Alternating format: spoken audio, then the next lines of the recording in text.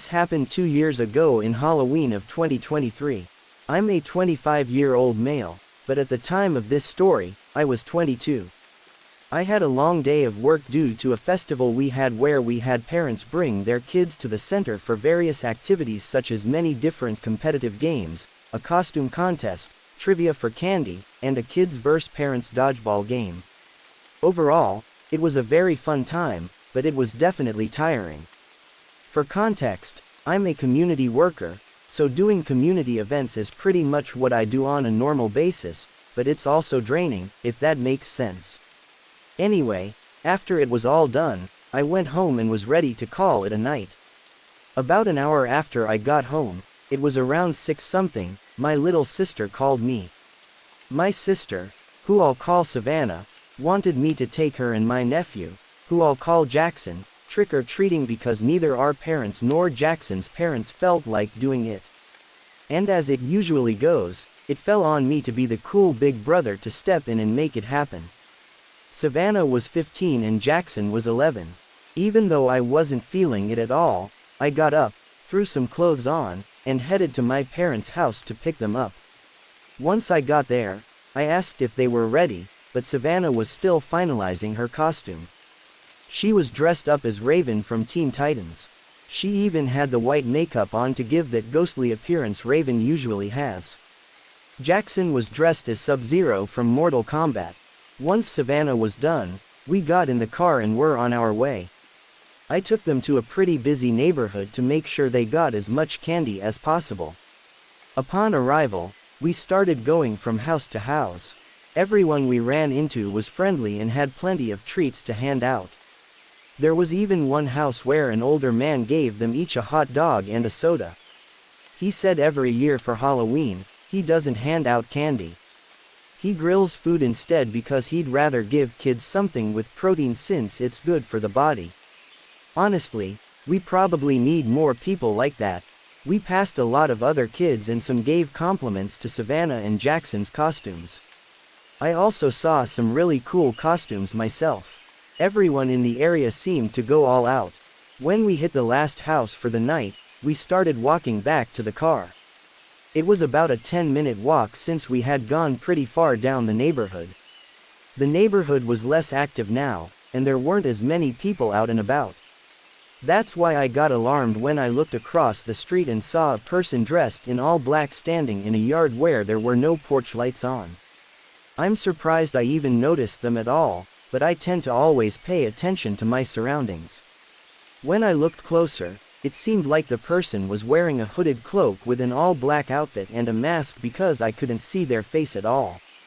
I honestly couldn't tell if it was a man or a woman. Whoever it was, they appeared to be looking at us. I told Savannah and Jackson to stay close to me and said, "There's a suspicious person across the yard. Look, but don't stare." I said that so they could see who I was talking about without encouraging the person to approach or follow us. Jackson laughed and thought it was just someone trying to scare people walking by. Savannah, though, looked noticeably worried. Now, just to add some context, I was carrying a backpack with a Glock inside, and Savannah knew this. So, when I told them to stay close, she probably realized I was being serious. Jackson was clueless. He's too young for me to tell him that I carry a real gun.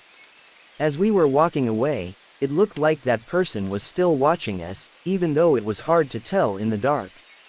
We were getting closer to the car when I suddenly heard heavy footsteps behind us, like boots hitting the concrete. I turned around and saw that same person again. Same outfit, all black, but this time I could see more clearly. They were wearing a tactical vest, tactical boots, and black pants tucked into the boots. They had on a full spandex mask that completely covered their face. That made the situation way more serious. When you see someone dressed like that, the first thing that comes to mind is that they're armed. He's following us, I thought. I whispered to Savannah and Jackson, "I need you both to listen very carefully. Do not stop walking and do not look back. The person I mentioned earlier is following us. They're behind us right now. The last thing we want is to alarm them or set them off. So, just keep your composure and keep walking." I mainly looked at Jackson when saying this because he's younger and might not fully understand how serious this was. Savannah understood completely. We kept walking and did occasional glances behind us. The person stayed the same distance away, but was still following. When we got to the car, they were still coming our way. That's when I decided to make a bold move. I pulled out my Glock and pointed it at the person. I asked why they're following us. The person raised their hands as if they didn't expect me to do that, then slowly removed their mask. It was a woman, and she looked to be in her 30s. She took her mask off, but didn't answer my question. She just stared at me blankly. I asked again, still pointing the gun. "Why are you following us?" What she said next made no sense. In an almost robotic tone, she said, "I'm an undercover cop. I was told there was a break-in, so I came to check it out. That's why I was standing outside that house, but when you looked at me funny, I assumed you were the one who did it. So, it would be wise to lower that weapon or I could have you arrested for threatening an officer of the law." I hesitated, but then lowered my gun. What else was I supposed to do? I didn't want to risk an arrest or ruin the kid's night, but her story didn't make any sense. She claimed she got word of a break-in, so why would she just stand outside facing away from the house? How did me looking at her funny make her think I was the one who did it? Why would I break into a house and then casually walk through the neighborhood? And why was she wearing a hooded cloak? All these questions were racing through my mind. So, I asked her, "If you're undercover, why are you in tactical gear? Wouldn't that kind of give away that you're law enforcement? And what's the point of the cloak?" She didn't answer. She just stared at me again, but this time her expression changed. There was something malicious in her eyes, like she was irritated that I didn't believe her and was deciding what to do next. Jackson and Savannah stayed completely quiet through all of this. Then she smiled this creepy, unsettling smile and said, "If you didn't have that gun, this night would have ended a hell of a lot different for you." Right as she finished saying that, I noticed 4 figures suddenly emerge from between the houses walking toward us. All of them were wearing tactical gear, but without the cloak. I instantly told Savannah and Jackson to get in the car, keeping my eyes on the woman and the figures. Once I saw they were in, I got into and drove off. As I was leaving, the woman was still standing there smiling. The others, 3 men and 1 woman, were not smiling. They had blank emotionless faces like they didn't even have souls. It's hard to explain. The whole car ride back was silent. I'm sure the kids were in shock just like I was. I dropped them off, made sure they got in safely, then went home to process everything that happened. The thing I couldn't shake off was why they targeted us. The neighborhood was full of people walking around. So why us? I wish I could say it ended there, but it didn't. A few days later, I got a text from an unknown number. It was just a photo, no words. The picture was of my car taken in the parking lot of my apartment complex. I contacted the police and told them everything that happened on Halloween night. They took the report, but they couldn't investigate unless a direct threat was made. Typical. Out of curiosity and maybe stupidity, I went back to that same house where I first saw that woman. I knocked on the door and a man in his 40s answered. I asked if they'd experienced a break-in on Halloween night. He looked confused and said no. He said he went to bed early because he had work the next morning and didn't notice anything strange. I told him what I saw and he had no idea what I was talking about. I thanked him for his time and left. At that point, I already knew the undercover cop story was fake, but I wanted to do my own little investigation just to make sense of it. Whoever that woman and those people were somehow knew my phone number and where I lived. It makes me wonder, was that not a random encounter after all? Were they watching me for a while? Were they planning something that night? And my being armed threw them off. All those thoughts messed me up and made me feel paranoid for a long time. I had to go to therapy and install a Ring camera at my front door just to feel safe again. In case you're wondering, I haven't been contacted by any unknown numbers since. Nothing else has happened since that picture. 2 years later, I still think back on that night. Writing this out helps me a lot, and I'm trying to fully move on from it. But if there's one thing I want people to take away from this, it's to always watch your surroundings. You never know who might be watching you. It's easy to get caught up in something dangerous just for existing. So, always stay safe and protected, because I can say with full confidence that being armed that night probably saved our lives. This happened when I was 12 years old. It was Halloween day and my family was staying at a small family resort about an hour away from where we lived. My parents wanted to do something different that year instead of just walking around our neighborhood for trick-or-treating. The resort was holding a Halloween celebration that weekend with a bunch of activities, games, and even a haunted hayride. It wasn't a big place. It had maybe 10 cabins, a main lodge, a small lake, and a long open field where they set up hayrides and games. It was surrounded by woods on all sides. During the day, it looked normal, even kind of peaceful. But once it got dark, the woods looked black and creepy, and the resort felt a little too quiet. We checked in early that afternoon. I remember walking into the cabin and feeling excited because I could smell campfire smoke and candy apples in the air. Kids were running around in costumes even though it wasn't dark yet. My parents said the hayride was starting around 7 and there'd be games before that. So, I went off to play while they unpacked. They had booths where you could toss rings over bottles for candy, a costume contest, and even a pumpkin carving area. Everything was decorated with orange lights and fake spider webs. I met another kid around my age there. His name was Ryan. He was wearing a skeleton costume and said he and his parents were staying in the next cabin over from ours. We played a few games together and got a good amount of candy. As it got closer to 7, we saw a crowd of families walking over to the hayride area. The tractor pulling the wagon was parked near a big barn and they had hay bales lined up inside for people to sit on. There were maybe 20 of us who got on.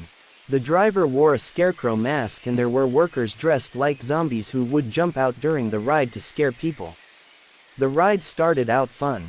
It was dark by then and they had torches lighting the dirt trail. The tractor moved slowly through the woods and every now and then someone in a costume would appear from behind a tree or run up to the wagon. Most people laughed or screamed and then laughed again. It felt like a normal Halloween attraction, but about halfway through, something made me uncomfortable. We were passing through a part of the trail that was darker than the rest. The tractor slowed down and I looked toward the edge of the woods on my side. That's when I saw a man standing just outside the torchlight. He wasn't part of the hayride cast. I could tell that right away. He wasn't wearing a costume that fit the theme. From what I remember, he had a black jacket, jeans, and a baseball cap pulled low over his face. He was just standing there not moving with his hands in his pockets.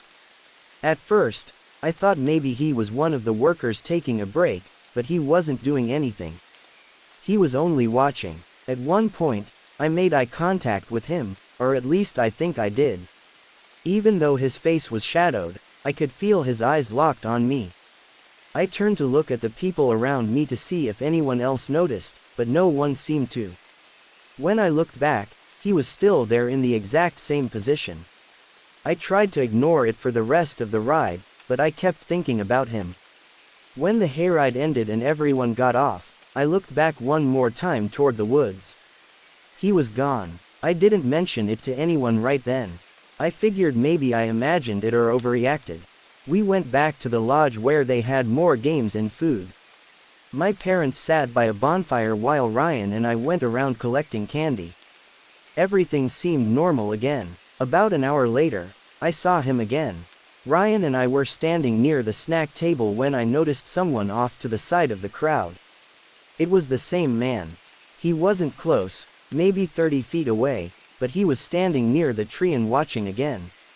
There were a lot of people around, so it felt strange that he'd just be standing there alone.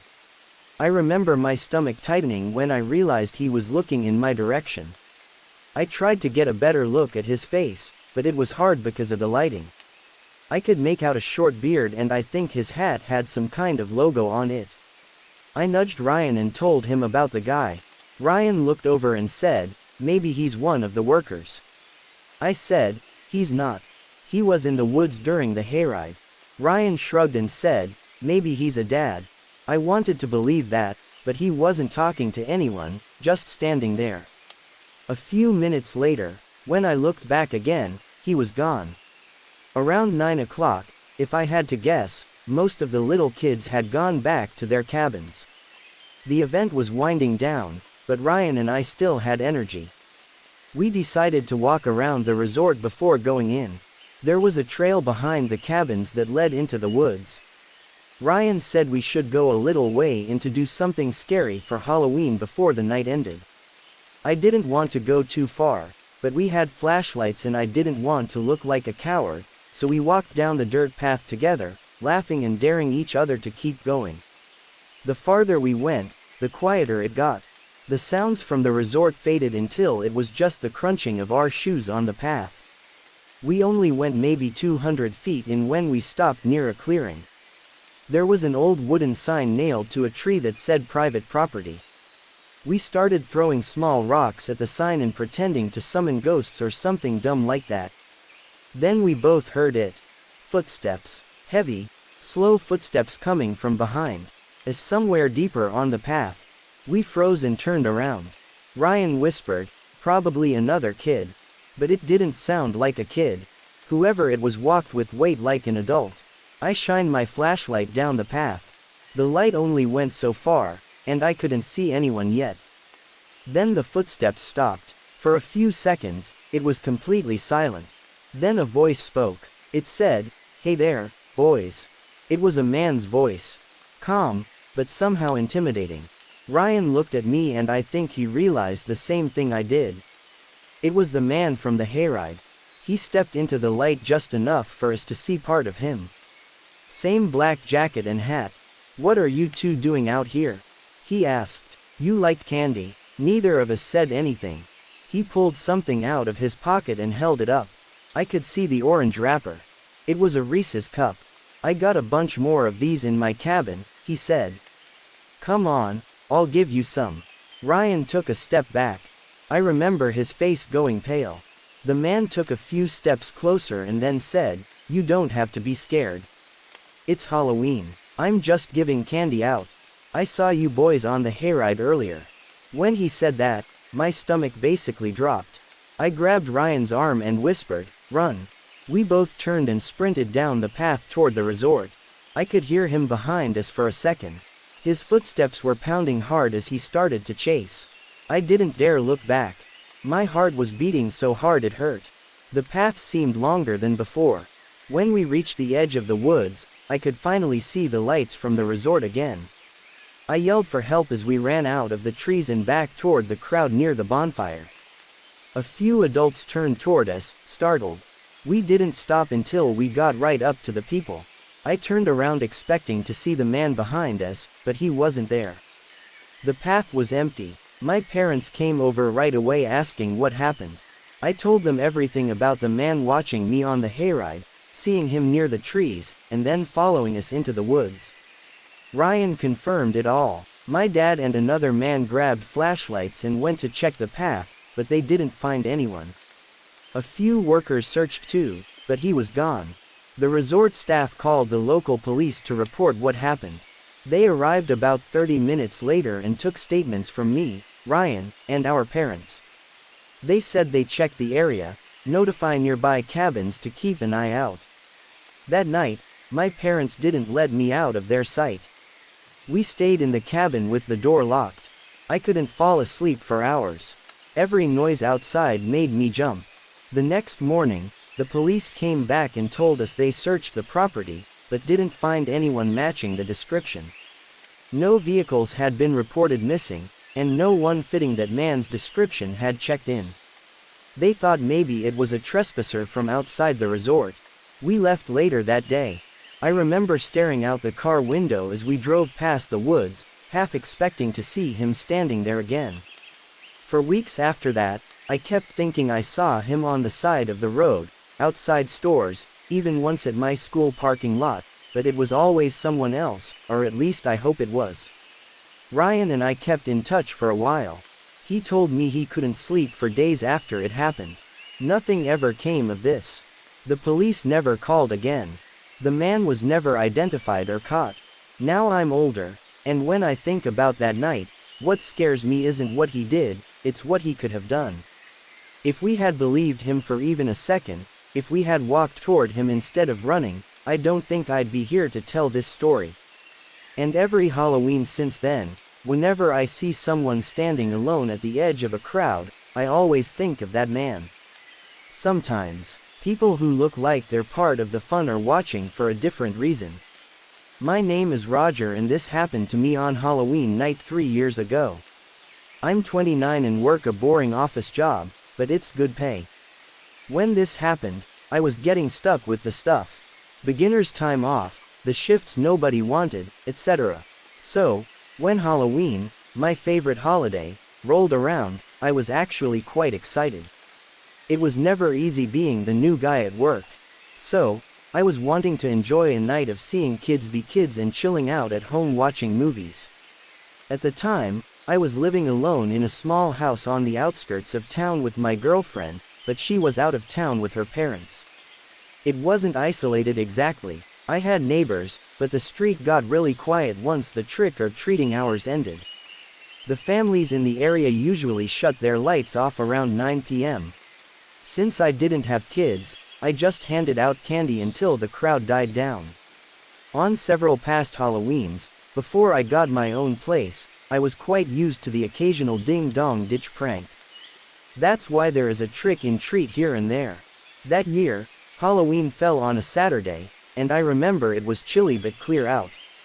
By 10:30, I was lounging on my couch, half watching a horror movie while picking through a bowl of leftover candy. I hadn't seen anyone in about an hour.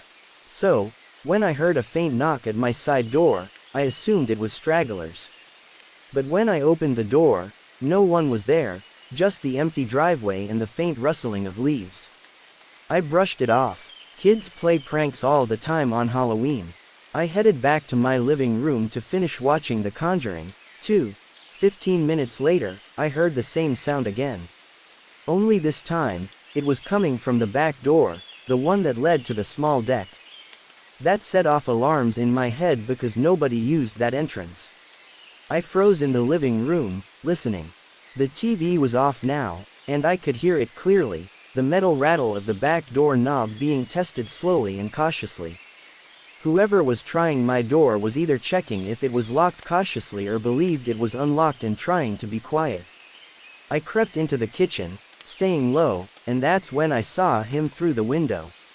A man was crouched down near the door, wearing dark clothes and a cheap cracked Halloween mask pushed up on top of his head. In his hand, he held a crowbar. He wasn't trying to hide.